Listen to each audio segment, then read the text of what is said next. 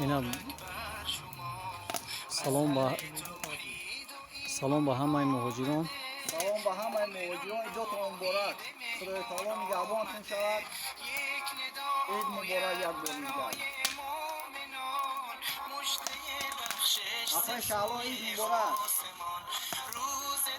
اپای شعلا عیدتان مبارک. از نام همه مهاجران و شما عمر دراز صحتی سلامتی خواهانیم. اینا آش دبیه بچه مهاجران.